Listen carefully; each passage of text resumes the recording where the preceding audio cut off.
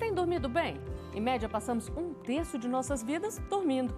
Um sono de qualidade por tempo adequado é essencial não apenas para ficar acordado no dia seguinte, mas para se manter saudável. Uma noite bem dormida fortalece o sistema imunológico, previne doenças, restaura o corpo e a mente, além de consolidar a memória. No Viver Melhor de hoje, vamos falar da relação entre sono e saúde. Quais são os benefícios de manter ciclos de sono adequados e as consequências de negligenciar o descanso diário. Conversaremos ainda sobre os distúrbios do sono, que têm afetado milhões de brasileiros e brasileiras, principalmente na pandemia. E vamos começar entendendo melhor o ato de dormir. Você sabia que uma pessoa com 71 anos terá dormido em média 23 anos da sua vida? O sono é uma das necessidades básicas do ser humano para o descanso e reequilíbrio do corpo. Enquanto dormimos, nosso organismo exerce as principais funções restauradoras, repõe energia e regula o nosso metabolismo. Mas quem controla o nosso sono? O sono da gente é controlado pelo sistema nervoso central, particularmente para uma região chamada região hipotalâmica, onde tem neurônios que vão iniciar um processo de reduzir ou inibir os sinais excitatórios. E isso leva a gente na direção do sono.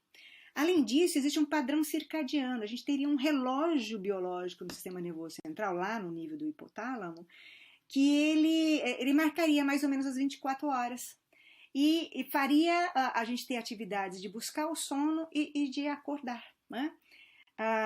E que estaria relacionado ao padrão luz-escuro do meio ambiente. O sono é um estado fisiológico complexo que gera curiosidade desde a antiguidade. Entretanto, cair nos braços de Morfeu não é resultado de uma atividade cerebral reduzida, como se acreditava nos tempos remotos, mas sim um estado de consciência diferenciado.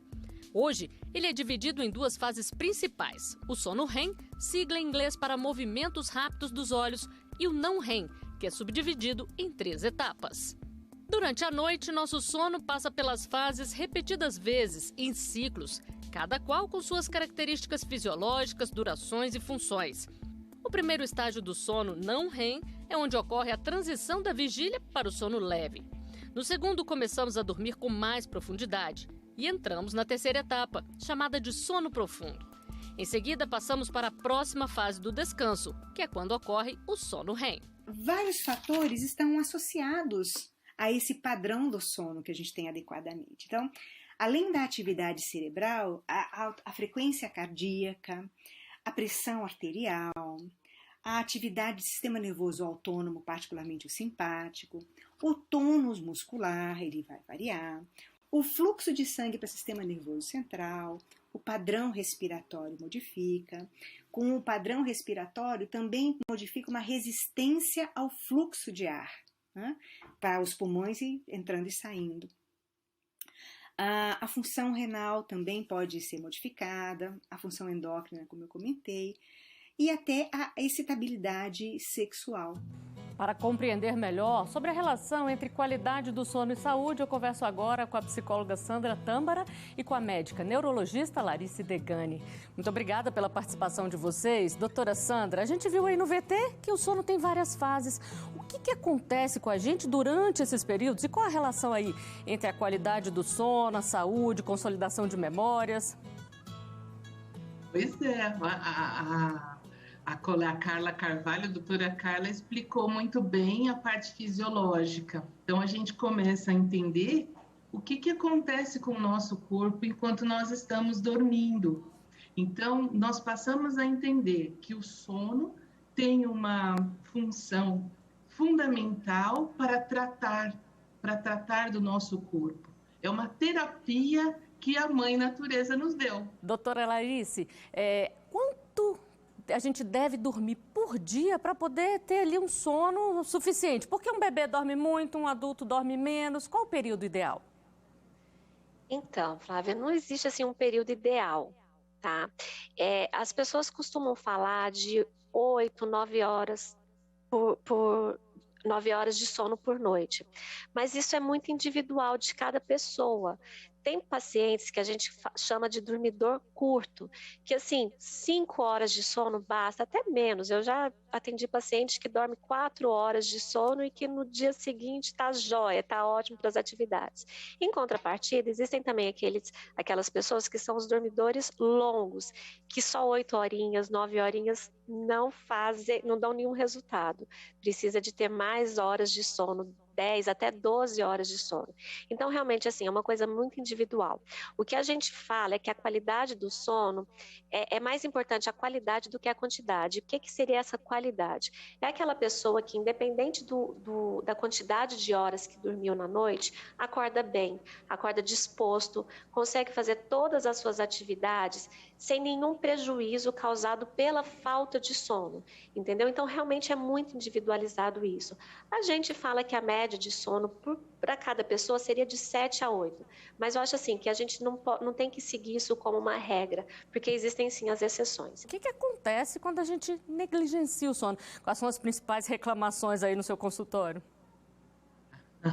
Aqui no consultório, a pessoa primeiro ela chega falando dos resultados. A vida dela não tá boa, o relacionamento não tá bom, o trabalho, o chefe tá pegando no pé, o relacionamento, né, às vezes afetivo, as relações com a família. Então, a vida não tá boa.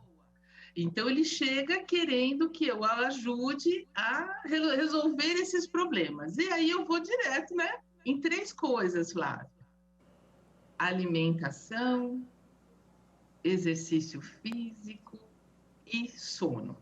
3 coisas, principalmente, né? Depois a gente entra também nos relacionamentos. Mas eu já começo a perguntar, e aí, como é que você dorme? Não, dorme pouco, né? Você vê, eu chego 9 horas da noite em casa, até dar banho nas crianças, até fazer não sei o quê, né? Tem de tudo, né? Principalmente as donas de casa, as esposas, né? Então, tem muita reclamação de que não tem tempo.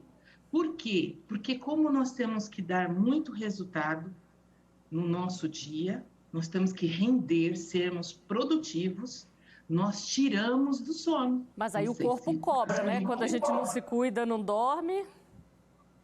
A cobra, com certeza. Porque, certamente, né? Tem a parte do humor, né, Flávia?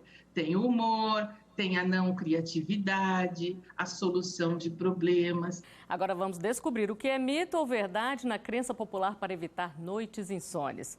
Doutora Sandra, se fala muito no copinho do leite morno ali. Mito ou verdade?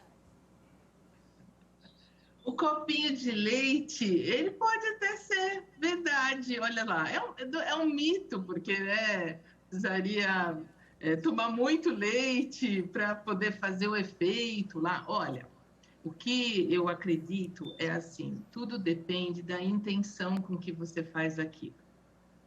E como a doutora Larice falou, cada um reage, cada um somos indivíduos, cada um tem um jeitinho.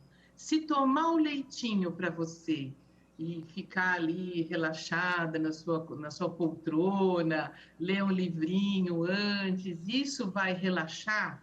Ótimo! Doutora Larice, outra coisa que se fala muito é que dormir pouco engorda. Mito ou verdade? Bem, eu acho que é um ciclo. Você pensa assim, se você dorme pouco, no dia seguinte você vai acordar muito estressado, né? Consequentemente, como que você tenta passar por esse estresse? Comendo, não é verdade? Então, assim, é verdade sim, não acho que seja só mito, não. E outra coisa também, tem gente que não consegue dormir direito durante a semana, muito trabalho, aí fala, final de semana chegou, vou descontar no final de semana. Mito ou verdade? Mito. O sono, ele tem que ser cíclico, ele tem que ser regular. Eu acho assim, uma forma muito fácil de entender. Você não consegue recuperar aquela noite que você não dormiu ontem pela noite que você vai dormir hoje. E da mesma forma que não adianta, eu acho assim que isso é muito da adolescência e juventude, sabe? Aqueles jovens que passam a noite inteira na balada, não, vou passar hoje a noite na balada e amanhã eu durmo o dia inteiro. Não, não é assim que funciona. certo? Você tem que realmente ter o ciclo, uma coisa bem regular de sono mesmo, porque nunca você vai recompensar aquela noite mal dormida com uma noite no dia seguinte. O que difere uma noite mal dormida de um quadro de insônia? A dúvida tem se refletido nas tendências de pesquisa no Google durante a pandemia de Covid-19. O termo insônia e as buscas relacionadas como remédio para ansiedade, insônia e as causas desse distúrbio tiveram um crescimento de mais de 100% nos últimos meses. Doutora Sandra, como identificar aí que a gente realmente está tendo problemas quando não consegue dormir ali de forma adequada? Entendendo então que o sono é uma terapia que nós temos diária e que nos repara, né? Repara o nosso corpo, os problemas que a gente tem fisicamente, os nossos problemas emocionais. Quer dizer, o sono sendo uma ferramenta importante, se você priva dessas horas, você vai sentir os efeitos no outro dia. Então, como que eu sei? Pelos meus resultados. Eu sou uma pessoa mal-humorada, eu sou uma pessoa desatenta. Então, até o raciocínio, né, fica lentificado. É uma coisa natural isso, né? Não tem como ser diferente. E quais são os distúrbios mais comuns do sono, doutora Larice? São vários os distúrbios do sono. Tem a famosa síndrome da apneia obstrutiva do sono, a gente tem o distúrbio comportamental do sono REM, a própria insônia, pesadelo, parassonia, síndrome das pernas inquietas e por aí vai. É uma gama de problemas de sono que a gente pode apresentar. E a maioria deles realmente relacionados, assim, muito ligados à questão comportamental. Doutora Sandra, a gente viu também que as buscas aí no Google explodiram por remédios contra a insônia. Qual o risco aí dessa automedicação? O risco é altíssimo. Eu comentava aqui, antes de começar, conversando aqui nos bastidores com a doutora Larice, que quando a pessoa fala assim, então, eu tomo aquele remedinho X, sabe? Porque eu pergunto, você toma quais os remédios? Eu vou anotando. E aí é sempre um monte de nomes aqui. Sabe aquele remedinho X? Eu tomo. Nossa, ele é ótimo. Eu tomo, eu apago. Sim. Então você está em tratamento? Aí a pessoa começa a gaguejar. Esse sono, Flávia, que a gente tem quando toma esses remédios, não tem a mesma qualidade do sono que nós temos e somos programados para ter no nosso ciclo aqui circadiano. Quer dizer, nós temos essa ferramenta, nós não precisamos desses remédios. Não estou dizendo que o remédio é ruim ou que não possa ser. Tudo tem que ser analisado e acompanhado. Bom, a gente continua o nosso bate-papo daqui a pouquinho. Agora o Viver Melhor faz um breve intervalo. No próximo bloco conheceremos os avanços nas pesquisas sobre a apneia do sono. Não saia daí.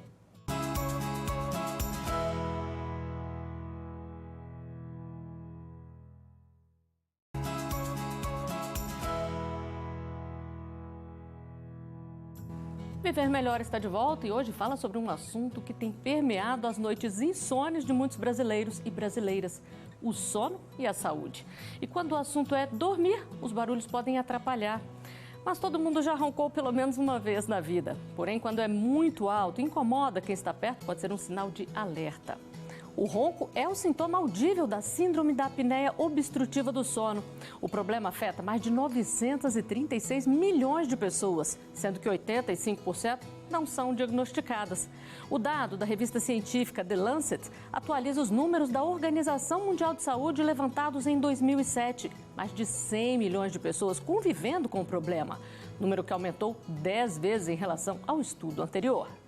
O publicitário Alisson Xavier faz parte das 936 milhões de pessoas que convivem com a síndrome da apneia obstrutiva do sono. Os primeiros sintomas começaram ainda na adolescência, trazendo consequências para a vida acadêmica.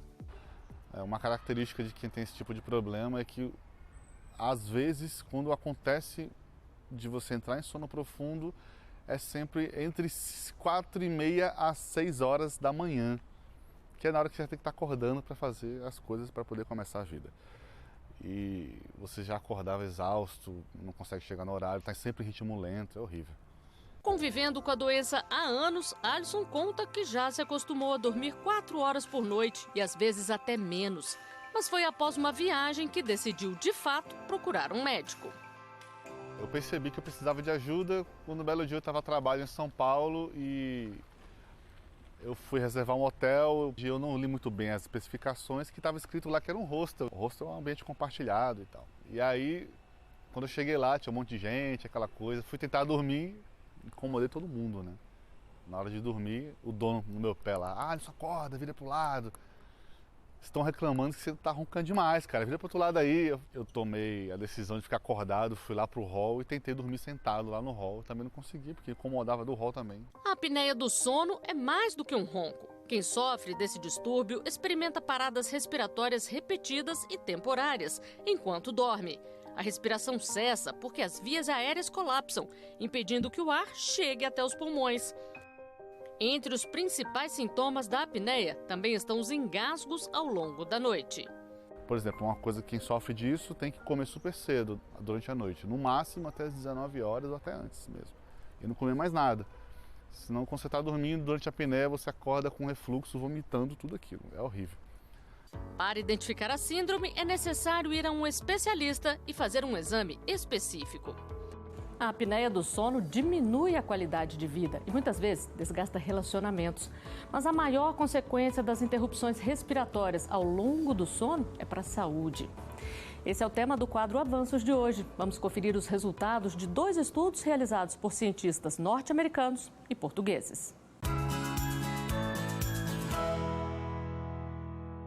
Para entender o que acontece aos relógios biológicos de quem tem pausas na respiração ao dormir, a chamada síndrome da apneia obstrutiva do sono, pesquisadores da Universidade de Coimbra acompanharam um grupo de 34 voluntários para saber os impactos do tratamento da apneia nos relógios biológicos de quem sofre com a enfermidade.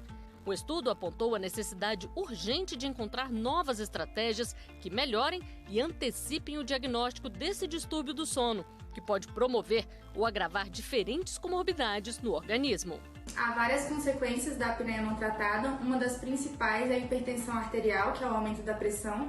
E aí, junto a esse distúrbio, vem outras alterações cardiovasculares, como infarto, podendo ter associação com derrame. E também, por conta de ter essa baixa oxigenação, pode ter diminuição da função cognitiva. Então, baixa redução ao trabalho, fadiga. E aí, conforme acontece o estresse oxidativo, também pode gerar resistência à insulina, que pode estar associada a diabetes também. Já outro estudo realizado por pesquisadores do Centro de Distúrbios do Sono, da Universidade de Michigan, nos Estados Unidos, constatou que a terapia de pressão positiva contínua nas vias aéreas, chamada de CPAP, pode reduzir também os riscos de desenvolvimento de demências. Por meio da análise dos prontuários médicos, os pesquisadores constataram uma associação significativa entre o tratamento e o menor risco de aparecimento de Alzheimer e outros tipos de demência ao longo de 3 anos. De volta ao estúdio, eu continuo a conversar com a psicóloga Sandra Tâmbara e com a médica neurologista Larice Degani. Doutora Sandra, todo mundo ocasionalmente ali ronca um pouquinho, mas quando isso se transforma em problema e que especialista procurar nesses casos? Começa com o problema porque você é acordado ou alguém, né? Ou você acorda ou alguém te acorda, né? Essa reportagem acho que foi feita para mim. Eu sempre ronquei, sempre atrapalhei o sono do meu marido. Ele começou a achar estratégias. Acho que eu vou dormir antes de você. Ou seja, o relacionamento começa a ficar complicado, né? Na reportagem mostrou que a pessoa está e toda hora você é acordado, e você estava num soninho, a pessoa te acorda, eu não estou conseguindo dormir. Então é um transtorno e tem todos esses aspectos, então a gente tem que buscar um neurologista para nos ajudar com isso, para poder fazermos esses exames da polissonografia e entrar com um CPAP, por exemplo, que vai transformar a qualidade do seu sono em algo muito melhor. É outra vida depois que você começa a tratar a apneia obstrutiva do sono. Então vamos ouvir aqui a nossa neurologista presente, doutora Larice, quais são os tratamentos disponíveis aí? Como funciona o CPAP?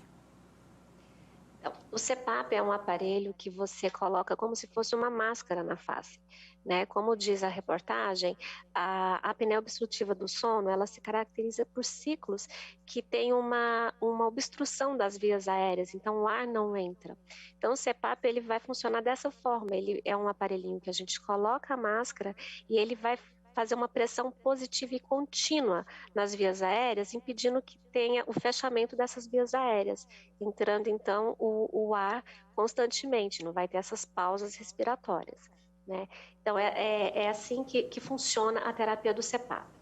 Claro, o CPAP é o que a gente chama de terapia de ouro, né? Que é a indicada mesmo, mas existem outras formas? Existem. Por exemplo, uma das coisas que a gente observa é que as pessoas que têm apneia do sono, a grande maioria delas pode ser obesa. Então, uma das formas, diminuir um pouco o peso, né? Que isso já ajuda bastante na desobstrução das vias aéreas. Outra coisa também, costumam ser assim, pessoas mais ansiosas, aquelas pessoas mais nervosas, é aí que entra a terapia cognitivo-comportamental, que a doutora Sandra deve saber muito bem. E existe também algumas cirurgias, mas assim, eu acho que essas já são um caso mais bem... Na falta de ter uma melhora com o CPAP, enfim, são casos muito específicos. E principalmente, até mesmo algumas crianças podem ter a síndrome da apneia obstrutiva do sono e está muito relacionada com a dentição, né? Aquelas crianças respiradoras, respiradores orais, que se fala na otorrino, que respira muito com a boquinha, que não respira com o nariz, elas acabam tendo muita malformação dessa região e pode acabar levando a síndrome da apneia obstrutiva do sono. Então, também entra essa terapia de ajustar essa parte, a dentição, os aparelhos orais, enfim. Então, são várias, assim, tem que ser estudado toda a anatomia do paciente, fazer a polissonografia. A polissonografia é o exame que faz o diagnóstico da apneia obstrutiva, tá? E a partir disso, ver o que se encaixa melhor naquele paciente, porque talvez antes do CPAP tenha como a gente partir para outras terapias. Doutora Sandra, como é aí a terapia cognitiva comportamental que a doutora Larissa falou? É uma abordagem, né, da psicologia que auxilia muito as pessoas que têm essa dificuldade, os distúrbios do sono, porque ela vai ensinar, fazer uma higiene do sono, rever os comportamentos, a rotina da pessoa, porque tem isso, tudo tem uma solução, né? Como a doutora Larissa falou, a pessoa passa a entrar em contato com aquele problema que ela tem e o que ela pode, qual é a responsabilidade dela para tornar isso melhor, para solucionar isso. Então, quando a pessoa começa já a pensar que ela está se cuidando, esse sono já passa a ficar melhor.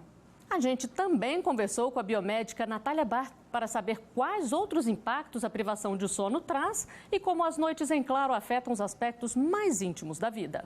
A qualidade do sono influencia em diversos processos biológicos do nosso corpo, que podem variar desde depressão, doenças cardiovasculares e obesidade. Mas e a atividade sexual, o sono influencia? A resposta é sim. Note que aqui eu falo em qualidade do sono e não em quantidade. Uma boa noite de sono está relacionada com a quantidade de sono profundo que a pessoa consegue ter, o sono REM. É nesse momento que nós relaxamos e descansamos. Quem sofre de algum distúrbio do sono, como insônia, síndrome das pernas inquietas, roncos e apneias, por exemplo, pode apresentar baixo na libido e piora na qualidade das relações sexuais, porque há uma relação negativa na liberação dos hormônios que comandam o desejo sexual, a testosterona nos homens e o estrogênio nas mulheres. Então vamos retomar aqui o bate-papo com a psicóloga Sandra Tâmbara e com a médica neurologista Larissa Degani. Doutora Sandra, a gente sabe que os distúrbios são muitos, como a gente vem falando aqui, mas há uma subnotificação de quando isso se torna um problema, da apneia do sono, por exemplo, falta informação e acaba tudo virando insônia? Tudo virando insônia. Na verdade, as pessoas começam a colocar responsabilidade no ambiente externo, na pressão, no ambiente externo, e não do que está acontecendo no seu próprio corpo. Então, há sim uma subnotificação, as pessoas não vão atrás disso, não vão buscar o médico, acabam, como eu falei, se automedicando ou convivendo com o problema. Esse conviver com o problema, nossa, mas como é que a pessoa quer viver roncando, quer viver com sono, com poucas horas de sono e com má qualidade? Olha só, isso tem um viés até inconsciente, porque nós temos uma cultura, Flávia, de que se eu conto no meu trabalho que eu durmo pouco e trabalho muito, eu sou vista como uma boa profissional, concorda? As pessoas contam como uma vantagem driblar o sono. Então, essa parte que a gente viu aqui da qualidade, de todos esses problemas que tem, isso não é contabilizado, porque o que é contabilizado é o quanto eu suporto e o que eu estou fazendo para dormir menos. Qual a consequência para eles de não dormir direito? Afeta o desenvolvimento de forma geral? Afeta não só o desenvolvimento físico, mas principalmente o desenvolvimento psicológico, mental. São crianças e adolescentes que ficam cada vez mais irritados, que aprendem cada vez menos, né? E assim, eu vejo que hoje a gente está tendo um problema, um grande problema, que são a tecnologia, né? Celular, tablet, televisão, isso daí, lógico, é um mal necessário, digamos assim, mas que realmente o que a gente está percebendo, principalmente quem tem criança em casa, quem tem um adolescente em casa, está acabando com a rotina de sono dessas crianças. Tem um outro problema, que é a questão da luminosidade. Aquela luminosidade do aparelho, ela acaba... É como se ela estivesse mimetizando a luminosidade do dia, entendeu? Então, o cérebro interpreta isso da mesma forma. Interpreta como se ainda estivesse claro, se não estivesse na hora de dormir. Então, aquilo só vai prolongando cada vez mais, a criança não relaxa, fica acelerada, tanto pelo programa, pelo joguinho, pelo aparelho, como também o organismo está interpretando que está durante o dia, que ele não tem que dormir naquele momento. E aí, o que acontece? Talvez aquela criança que é estigmatizada, que é taxada como a criança difícil, como a criança briguenta, talvez o negócio seja tão simples, é só pegar, deitar e dormir, que a coisa vai melhorando.